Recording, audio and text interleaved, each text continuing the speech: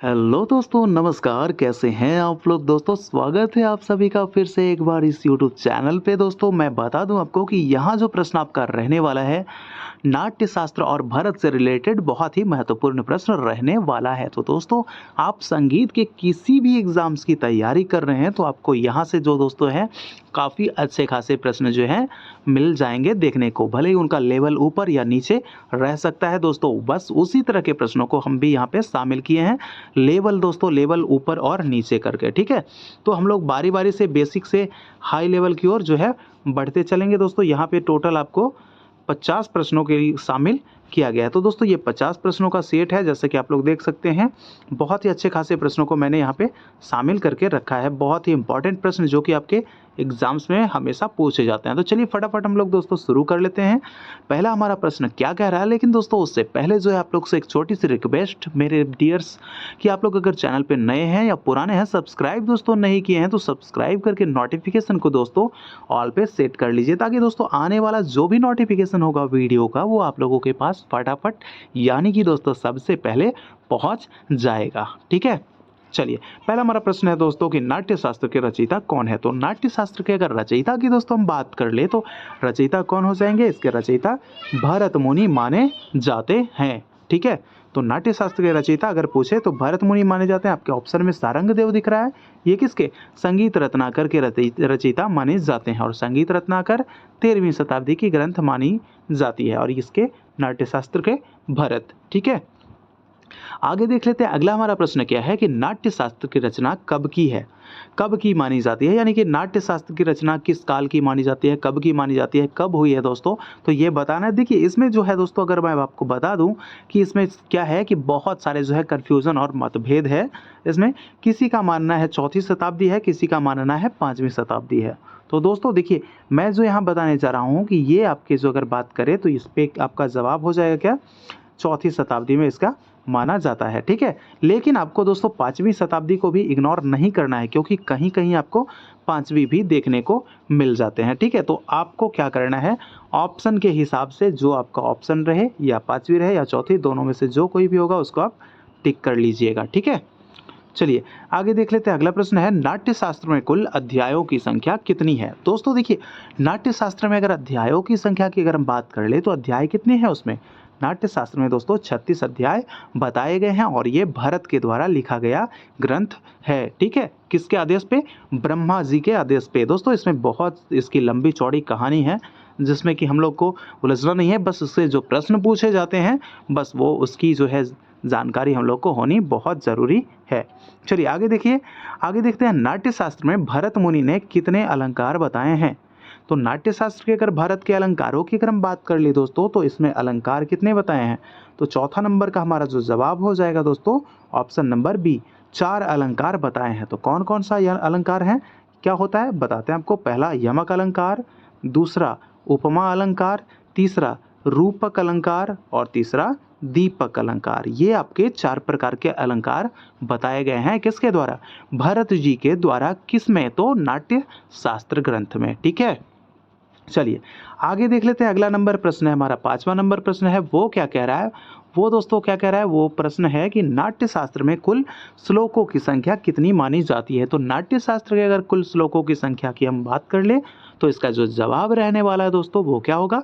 चलिए आप लोग भी फटाफट जो है कमेंट में जवाब दीजिए। इसका जवाब होगा दोस्तों 5000। ठीक है, 5000 कुल श्लोकों की संख्या इसमें बताई जाती है। लेकिन दोस्तों इसमें भी एक छोटी सी मतभेद क्या है कि आपको कहीं कहीं 6000 श्लोक भी देखने के लिए मिल जाएगा। तो ठीक है, वही जो है हमको अपना नियम कानून अप्लाई करना है, या तो 5000 वाला या तो 6000 वाला, जो ऑप्शन में रहे उसको चूज कर लेना है। ठीक है, चलिए आगे देख लेते हैं। 6ठा नंबर प्रश्न हमारा है कि नाट्य शास्त्र को अन्य किस नाम से जाना जाता है।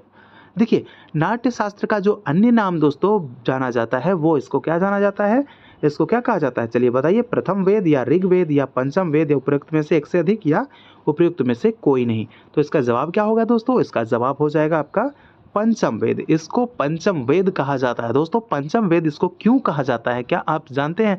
नहीं तो थोड़ा सा आगे बढ़िए, थोड़ा सा सारा प्रश्न जो है क्लियर, सारा डाउट हो जाएगा। ठीक है, चलिए आगे बताएंगे कि इसको क्यों कहा गया है और कौन से वेद से क्या लिया गया है। ठीक है। अगला प्रश्न है 7 नंबर का कि नाट्य शास्त्र में भरत मुनि ने कितने रसों का वर्णन किया है। तो अगर रसों की हम बात कर ले दोस्तों, तो नाट्य शास्त्र में भरत मुनि ने 8 रसों का वर्णन किया है। हमारा आंसर हो जाएगा ऑप्शन नंबर सी, 8 रसों का वर्णन किया है। कौन कौन से वो रस होते हैं, वो रस आपके मैं बता दूं तो वो होता है श्रृंगार रस होता है, श्रृंगार रस, हास्य रस, और क्या होता है दोस्तों, और हाँ वीर रस होता है। श्रृंगार रस, हास्य रस, वीर रस, और क्या होता है अद्भुत रस। ठीक है, अद्भुत रस, और क्या होता है रौद्र रस, रौद्र रस, और अगर बात कर ले तो होता है करुणा, करुणा रस। और याद कीजिए, आप लोग भी फटाफट कमेंट कीजिए इस चीज़ को दोस्तों, क्योंकि कमेंट करने से जो है याद रहता है। करुणा के बाद क्या हो जाएगा विभत्स। ठीक है, विभत्स रस, और क्या हो जाता है भयानक रस। ठीक है, भयानक, जो कि मैं यहाँ पे लिख देता हूँ भयानक। तो ये आपके 8 प्रकार के रस बताए गए हैं, किनके द्वारा, भरत जी के द्वारा बताए गए हैं रस। और दोस्तों रसों का वर्णन जो है किस अध्याय में मिलता है, आइए आगे देख लेंगे हम लोग वो सब चीज़ों को भी। अगला प्रश्न है कि नाट्य शास्त्र में के कितने प्रमुख अंग बताए गए हैं। तो अगर नाट्य शास्त्र के प्रमुख अंगों की दोस्तों हम बात कर ले तो इसके प्रमुख 4 अंग बताए गए हैं। ठीक है, तो कौन कौन से अंग हैं, इसके अंग हो जाते हैं आपको मैं बता दूं, तो नोट कीजिएगा इस चीज़ को। वाचिक, ठीक है, वाचिक, सात्विक, सात्विक, और क्या होता है वाचिक होता है, सात्विक होता है, और आंगिक होता है, आंगिक, और क्या हो जाता है आंगिक के बाद आहर्य, ये होता है आपका आहर्य। तो ये आपके क्या हो गए 4 प्रकार के प्रमुख अंग होते हैं किसके, नाट्य शास्त्र के। ठीक है, चलिए 9वां नंबर प्रश्न हम देख लेते हैं कि नाट्य शास्त्र के अनुसार नाटक के कितने प्रकार होते हैं, या फिर नाटक कितने प्रकार के होती हैं। तो नाट्य शास्त्र के अनुसार अगर बताएं तो नाटक के जो प्रकार हो जाएंगे दोस्तों वो कितने, 4 प्रकार के नाटक हो जाएंगे। ठीक है, कौन कौन सी अगर बात कर लें तो वो क्या हो जाएगा, कॉमेडी, ट्रेजेडी और ट्रेजी कॉमेडी, और चौथा बात करें तो मेलोड्रामा। ये 4 प्रकार के आपके हो जाते हैं। ठीक है, नोट कर लीजिएगा, कॉमेडी, ट्रेजेडी और ट्रेजी कॉमेडी, और अगर बात कर ले चौथा तो वो क्या होता है मेलोड्रामा। ये 4 प्रकार के क्या होते हैं, नाटक के प्रकार होते हैं। ये आज के स्वर में यानी कि आज के शब्दों में ऐसा कहा गया है, ये उस समय मेलोडी वगैरह प्रयोग नहीं होता था। ठीक है, आगे भी मैं बताऊंगा इन सबों को।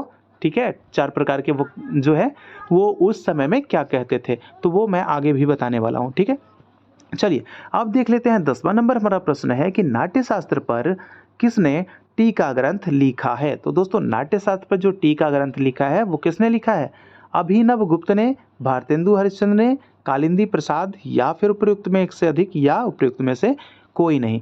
तो इसका जवाब क्या रहने वाला है दोस्तों, तो नाट्य शास्त्र पर जो टीका लिखने वाले जो व्यक्ति हैं वो क्या हो जाएंगे, वो हो जाएंगे अभिनव गुप्त। ठीक है, अभिनव गुप्त जो है वो नाट्य शास्त्र पर टीका करने वाले व्यक्ति हैं, उन्होंने ही ग्रंथ लिखा।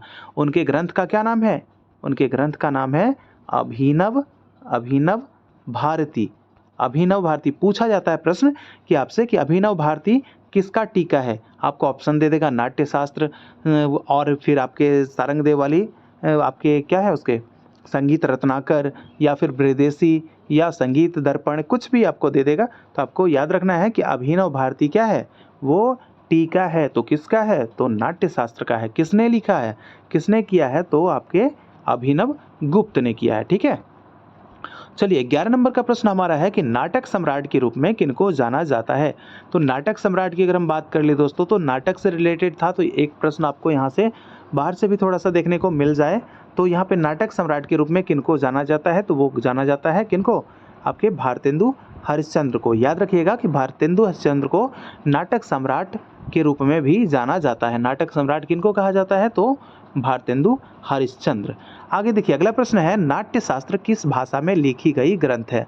अगर हम नाट्य शास्त्र की अगर हम बात कर ले, इसके भाषा की हम बात करें, तो इसका जो भाषा हो जाएगा दोस्तों, क्या हो जाएगा, ये संस्कृत भाषा हो जाएगा। ठीक है, नाट्य शास्त्र जो है ग्रंथ दोस्तों किनके कहने पर लिखा गया है, ये जैसा कि आपको मैं बता दूं कि ये जो एक धार्मिक मत है दोस्तों, कि वो इंद्र के कहने पर ब्रह्मा जी ने किनसे, भरत मुनि से नाट्य शास्त्र लिखवाया है। ठीक है, तो ऐसा कहा जाता है। चलिए आगे देख लेते हैं 13वां नंबर हमारा प्रश्न है कि भरत मुनि ने नाट्य शास्त्र में कितने प्रकार के वृंदगान का वर्णन किया है। अगर हम वृंदगानों की वर्णन कर ले दोस्तों, तो नाट्य शास्त्र में 3 प्रकार के वृंदगान बताए गए हैं। ठीक है, 3 प्रकार के। तो दोस्तों 3 प्रकार के वो कौन कौन है?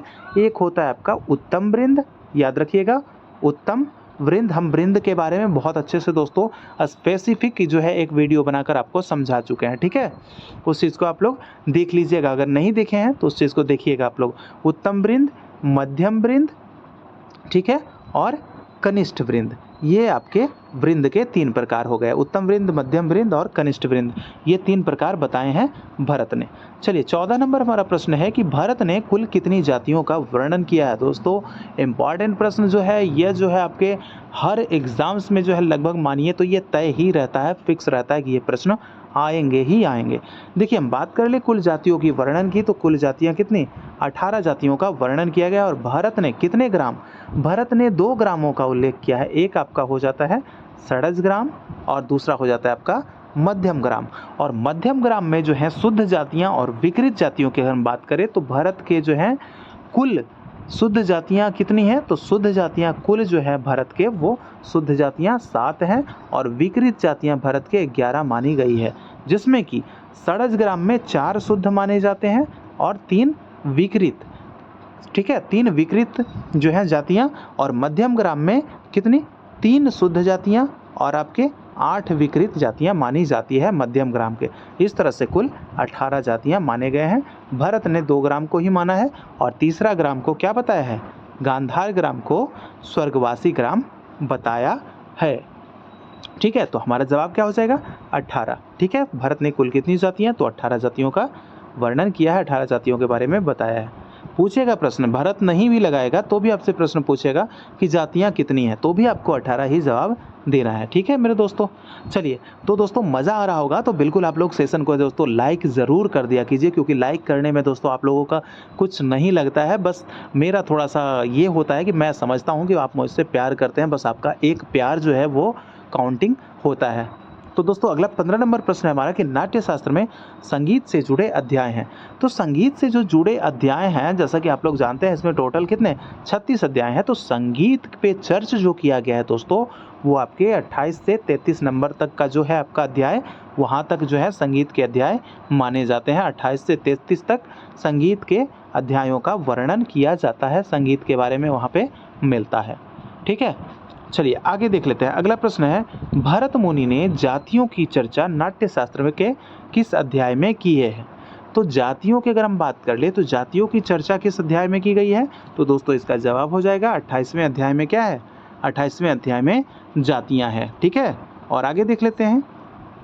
नाट्य शास्त्र के प्रथम अध्याय में किसका वर्णन मिलता है?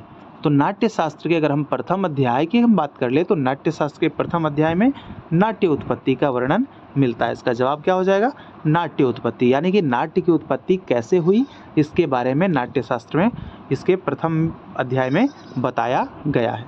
ठीक है, चलिए 18 नंबर प्रश्न है हमारा, क्या कह रहा है कि नाट्य शास्त्र के किस अध्याय में नृत्य का वर्णन है? तो नृत्यों की अगर हम बात कर ले दोस्तों, तो नृत्यों का जो वर्णन है वो कौन से अध्याय? चौथा अध्याय में नृत्यों का वर्णन माना जाता है। हमारा आंसर ऑप्शन नंबर ए हो जाएगा। ठीक है, चलिए आगे देख लेते हैं। 19 नंबर हमारा प्रश्न है कि भारत के 8 रसों का वर्णन जो है, 8 रस का जो वर्णन किए हैं भरत जी, जैसा कि मैंने ऊपर बताया आपको कि कौन कौन से रस हैं, तो वो 8 रसों का वर्णन किस अध्याय में किया गया है? तो मैं आपको बता दूं कि वो आपके 6ठे अध्याय में 8 रसों का वर्णन किया गया है। सही जवाब होगा ऑप्शन नंबर सी, 6ठा अध्याय। ठीक है, चलिए आगे देख लेते हैं। 20 नंबर हमारा प्रश्न है, वो क्या कह रहा है कि नाट्य शास्त्र के 28वें अध्याय में वर्णन है। देखिए 28वें अध्याय में अगर हम बात कर लें आपको, तो जातियों की चर्चा की गई है, तो यहाँ पे वर्णन है, बताना है कि किसका किसका वर्णन है। दोस्तों देखिए 28वें अध्याय में स्वर श्रुति, ग्राम जाति, मूर्छना, इन सभी चीज़ों का वर्णन 28वें अध्याय में है। तो इस हिसाब से हमारा जवाब क्या हो जाएगा? स्वर श्रुति भी होगा 28वें अध्याय में, ग्राम जाति भी है और मूर्छना भी है। तो इस हिसाब से हमारा आंसर हो जाएगा उपर्युक्त में से एक से अधिक। हमारा जवाब ऑप्शन नंबर डी, उपर्युक्त में से एक से अधिक। ठीक है, याद रखिएगा इन सभी चीज़ों की जो है चर्चा किसमें? नाट्यशास्त्र के 28वें अध्याय में की गई है। अब प्रश्न नंबर 21 की तरफ हम बढ़े। 21 नंबर प्रश्न क्या कह रहा है कि भारत ने 29वें अध्याय में किसका वर्णन किया है? हम लोग 28 जान लिए, तो अब 29 को देख लेते हैं। 29वें अध्याय में किसका वर्णन है? तो इसमें दोस्तों हम बात कर लें तो इसमें अलंकार का भी वर्णन है और वीणा का भी इसी में वर्णन आता है, लेकिन स्वर का वर्णन किस में था? ये आपके 28वें अध्याय में था। और 29वें में क्या है? अलंकार और वीणा। तो इसका जवाब क्या हो जाएगा दोस्तों? तो इसका जवाब होगा हमारा उपर्युक्त में से एक से अधिक अलंकार और वीणा। ठीक है, चलिए 22 नंबर का प्रश्न हम लोग देख लेते हैं। अब 22 क्या कह रहा है? सुसीर वाद्यों का वर्णन भरत ने नाट्य शास्त्र के किस अध्याय में किया है? देखिए, सुसीर वाद्य यानी कि सुसीर वाद्य किसको कहते हैं दोस्तों? सुसीर वाद्य जो है हवा के द्वारा फूंक कर या फिर भट्टी यानी कि हारमोनियम जो होता है, भट्टी धौकनी जो है चलाकर उसके द्वारा जो बजता है जो वाद्य, उसी को सुसीर वाद्य कहते हैं। तो सुसीर वाद्यों का वर्णन जो है वो भरत ने नाट्य शास्त्र के किस अध्याय में किया है? दोस्तों इस प्रश्न को आप लोग भी आई लगा लीजिए, क्योंकि ये प्रश्न जो है दोस्तों बार बार जो है पूछा जाता है। ठीक है, इसके लिए आपको जवाब क्या देना है? इसका जो जवाब हो जाएगा 30वें अध्याय में। ठीक है, सुसीर वाद्यों का वर्णन किस अध्याय में है? तीसरे अध्याय में, ये 30वें अध्याय में माना जाता है। देखिए, अगर वाद्यों की बात करें तो भरत ने वाद्य वर्गीकरण के आधार पर ये 4 प्रकार के वर्ग 4 वर्गों में विभक्त किए थे। कौन कौन से? आपके तत्वर्ग, तत्व, अवनद, सुसीर और घन वाद्य, ये 4 प्रकार के वाद्य वर्ग बताए गए हैं। लेकिन दोस्तों क्या होता है कि जिसको गज या कमानी के द्वारा रगड़ कर घसीट कर बजाया जाता है उसको एक अलग से वितत्त कहा गया है, वितत्त। तो आप लोग को ध्यान देना है वैसे वाद्यों के ऊपर और ऑप्शन के ऊपर भी इस चीज़ को ध्यान दीजिएगा। ठीक है, चलिए अब देख लेते हैं 23 नंबर का प्रश्न है कि नाट्य शास्त्र के 31वें अध्याय में किसका वर्णन मिलता है? तो 31वें अध्याय में खाली स्थान का वर्णन मिलता है, यानी कि किसका वर्णन है? ठीक है, तो इसका जो जवाब हो जाएगा 23वें नंबर का जवाब क्या रहने वाला है? लय और ताल, रस और जाति, ग्राम और राग, किसके? तो इसका जो जवाब हो जाएगा दोस्तों लय और ताल का वर्णन मिलता है किसमें? 31 यानी कि 31वें अध्याय में लय और ताल का वर्णन मिलता है। चलिए अब 24 नंबर प्रश्न देख लेते हैं कि गायक के गुण और दोष का वर्णन किस अध्याय में मिलता है? तो गायक के गुणों और दोषों का जो वर्णन बताया गया है भरत मुनि जी के द्वारा, वो आपके 32वें अध्याय में, यानी कि हमारे ऑप्शन में यहाँ पे शामिल नहीं है, इसलिए हमारा जवाब हो जाएगा ऑप्शन नंबर ई। अध्याय कौन सा होगा? 32वां। ठीक है, 32वां। दोस्तों मैंने आपको टोटल लिखवा दिया है कि कौन से अध्याय में किसका वर्णन है, ध्यान से आप लोग याद कर लीजिएगा।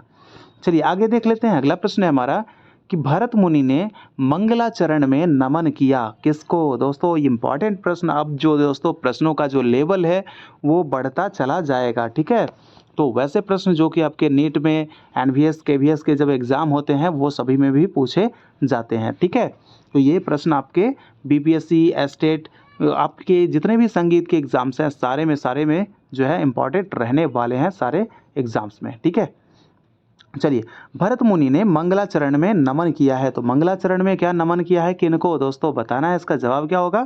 ब्रह्मा और Shiv. Option number C, Brahma और शिव को नमन किया है मंगलाचरण में।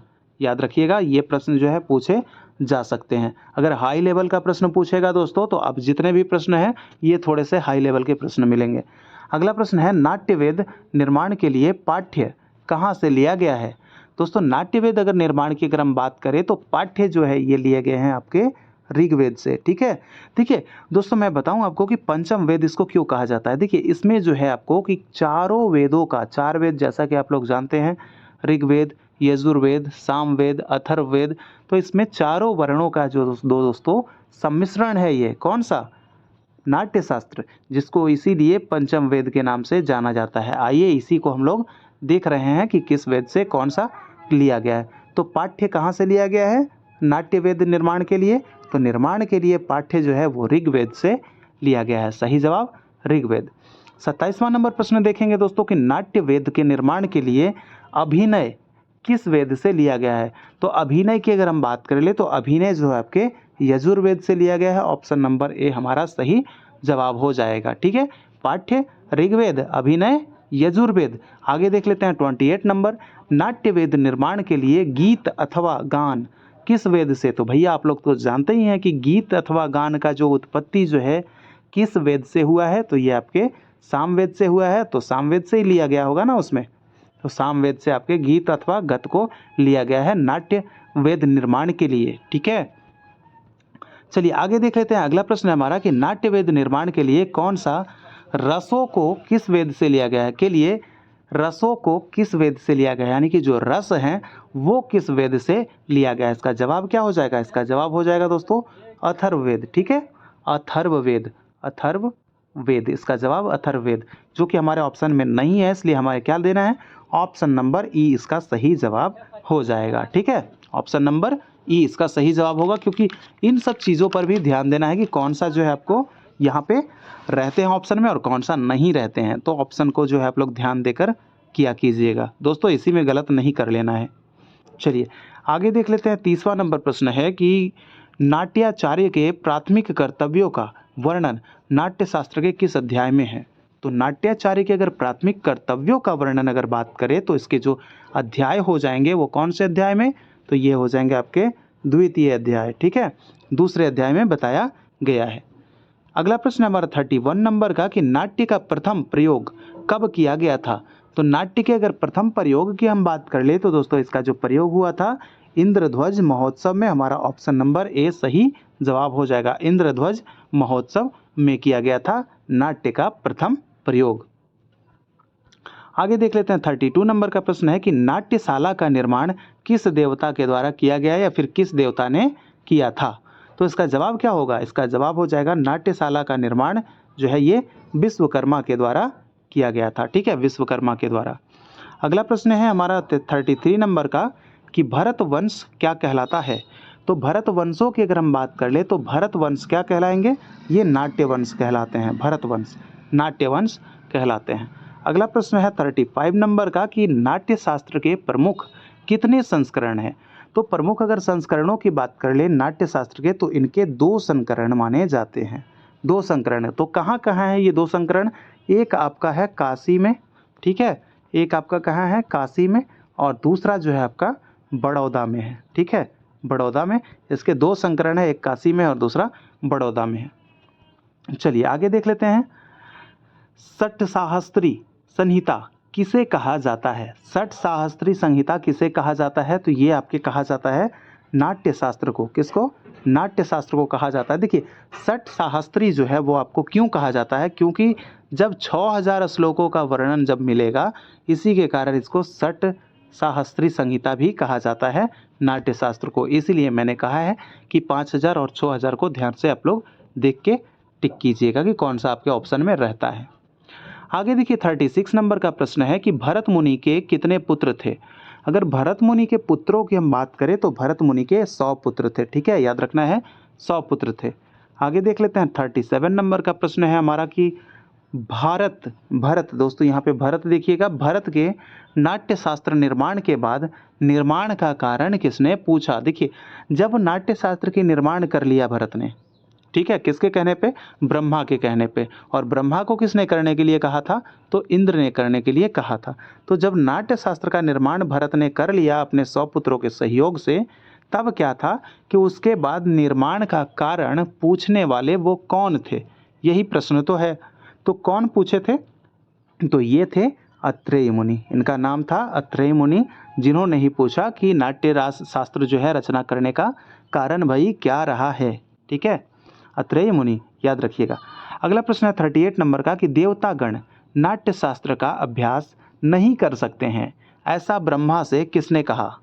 तो देवतागण नाट्य शास्त्र का अभ्यास नहीं कर सकते हैं, ऐसा ब्रह्मा से किसने कहा। ऐसा कहने वाले कौन थे, तो ऐसा कहने वाले दोस्तों इंद्र थे। ठीक है, इंद्र ने कहा था कि देवता जो हैं वो नाट्य शास्त्र का अभ्यास नहीं कर सकते हैं, वो तो इसीलिए वो उन्होंने क्या किया, इसीलिए उन्होंने देवताओं से अलग जो है किन्हीं को निर्माण करने के लिए दिया गया, यानी कि वो जो हैं भरत मुनि किनके आदेश पर, ब्रह्मा के ही आदेश पर ये आपके नाट्य शास्त्र की रचना किए थे। ठीक है, तो ये सब आपके प्रश्न हैं, इंपॉर्टेंट प्रश्न है जो कि नीट लेवल के प्रश्न दोस्तों लग रहे हैं, बहुत हाई फाई प्रश्न है ये सब। आगे देख लेते हैं स्वाति ऋषि को किस लिए नियुक्त किया गया था। दोस्तों अगर बात कर ले, देखिए बीपीएससी की, तो बीपीएससी को आप लोग कम मत आकिएगा, क्योंकि बीपीएससी कब क्या पूछ देगा इसका कोई गारंटी नहीं रहता है। इसलिए हम लोग को जो है हर प्रश्नों को लेकर तैयार रहना है। इसीलिए दोस्तों कहीं से भी चूक नहीं, क्योंकि बॉर्डर पे जब जाएंगे तो गोली बंदूक बारूद जो है सब अपने पास होनी चाहिए। ऐसा ना कि बस कुछ भी थोड़ी सी हल्की फल्की रख लिए और निकल दिए। भाई दुश्मन को जो है वो कम नहीं आंकना चाहिए कभी, ठीक है। एक चीज़ आप लोग सीख लीजिए। आगे देखिए, स्वाति ऋषि को किसके लिए नियुक्त किया गया था? तो स्वाति ऋषि को जो है नियुक्त किया गया था किसके लिए? वाद्य यंत्रों के लिए, कि भाई वाद्य यंत्रों के लिए आप जो है नियुक्त हो जाओ, वाद्य यंत्र आप बनाओ, ठीक है। तो और नियुक्त किसने किए थे? तो ये भाई आपके ब्रह्मा जी ही जो थे वही नियुक्त कर रहे थे, ठीक है, ब्रह्मा। तो ये आपके जवाब हो गए कौन? वाद्य यंत्र के लिए कौन? स्वाति ऋषि। आगे देख लीजिए, अगला प्रश्न है हमारा, नाट्य शास्त्र में वाद्य यंत्रों को क्या कहा गया है? तो क्या कहा गया है दोस्तों? इसको जो जवाब देना है वो फटाफट क्या है? पुष्कर, पुष्कर वाद्य, यानी कि पुष्कर कहा गया है। क्या? नाट्य शास्त्र में वाद्य यंत्रों को पुष्कर की संज्ञा दी गई है। अगला प्रश्न है, कौशिकी वृत्ति किनके द्वारा निर्मित है?